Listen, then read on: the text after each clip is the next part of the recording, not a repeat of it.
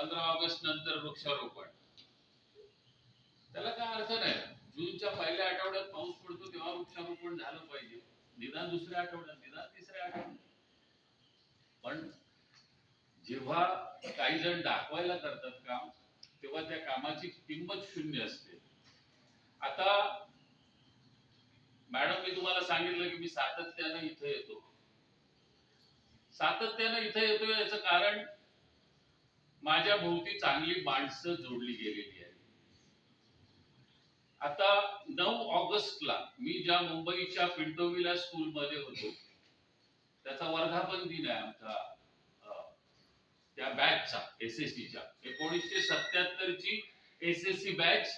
आम्ही 105 जण एकत्र आहोत आणि सगळे चांगले लोक आहेत.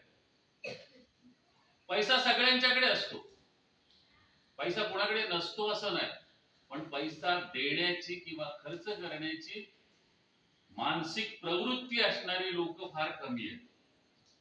परंतु तुम्हाला अभिमानानं सांगेन, आमच्या 1977 ची जी बॅच आहे, 105 जण आहे, प्रत्येकाने 1000 काढले तरी किती होतात? 1,05,000 रुपये होतात. तर चिपळूणच्या पूरग्रस्तांना त्यांनी मदत केली. आता 9 ऑगस्टला जो वर्धापन दिन आहे, त्या निमित्तानं काहीतरी आपल्यासाठी करावं या हेतून मी संपर्क साधला होता. मॅडमना विचारलं की काय हवंय, तर 11वी आर्ट्स आणि 11वी कॉमर्सच्या 2 मुलींना पुस्तकं हवी आहेत आणि सायन्सला जाणाऱ्या 3 मुली आहेत, त्यापैकी एकीचे जरी फी मिळाली तरी पुरेशी आहे. तर किती आहे फी? 5,000 रुपये फी आहे. तर माझा जो वर्गमित्र आहे साताऱ्याचा, मुंबईला पण त्याचा बिझनेस आहे, साताऱ्याला त्यांचं हॉल आहे मोठा, त्यांना मी बोललो की आपल्या जर बॅच मधून असं देता आलं तर बघा. म्हणाले, अमोल अरे बॅच कशाला हवी आहे, मी एकटा देतो. मग त्यांनी मला जीपे करून सेटची किंमत आणि 5,000 रुपये पाठवून दिले.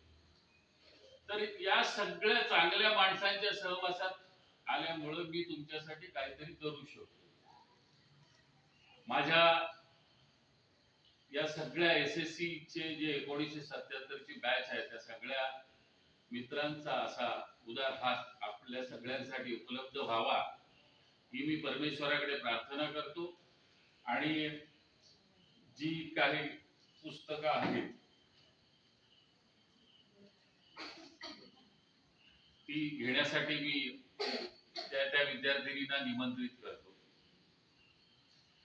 आणि आमच्या एसएससीच्या बॅच साठी 1977 ची जी बॅच आहे, आम्ही सगळे 61 च्या पुढचे आहोत.